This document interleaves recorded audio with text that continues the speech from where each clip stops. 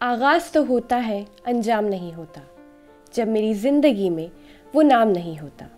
मीना कुमारी एक ऐसा नाम है जो कभी भुलाया नहीं जा सकता। न सिर्फ अपनी एक्टिंग बल्कि अपनी ज़ाती ज़िंदगी के लिए भी जानी जाती हैं मीना कुमारी।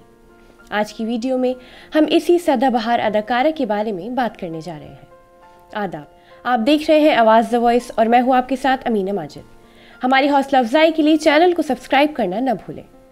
मीना कुमारी जितनी खूबसूरत थी उतनी ही खूबसूरती से वो फिल्मों में अपना किरदार निभाती थी।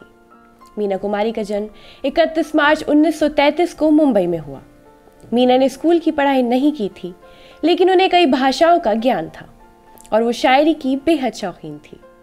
1952 में आई फिल्म बैजू बावरा से वो मशहूर हुई। दिल में रह रह के ख्याल आता है, जिंदगी ये है तो फिर मौत किसे कहते हैं। फिल्मों को लेकर मीना की किस्मत जितनी अच्छी थी उतनी ही असल जिंदगी तूफानों से भरी हुई।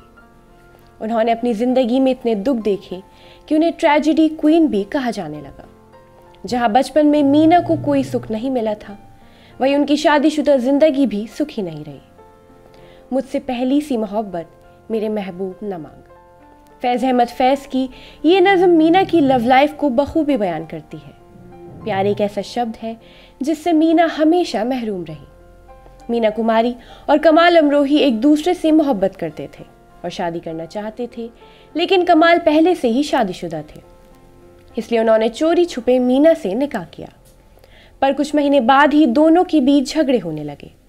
कमाल की लगाई गई पाबंदियों की वजह से मीना को उनकी जिंदगी कैद जैसी लगने लगी और लोग उन्हें पिंजरे का पंछी भी कहने लगे थे। दोनों के बीच झगड़े बढ़ते गए और एक रोज दोनों का तलाक हो गया। इसके बाद मीना कुमारी को शराब पीने की लत लग गई। ज्यादा शराब पीने के कारण उनकी हालत खराब होती गई और 31 मार्च 1972 को उन्होंने इस दुनिया को अलविदा कह दिया।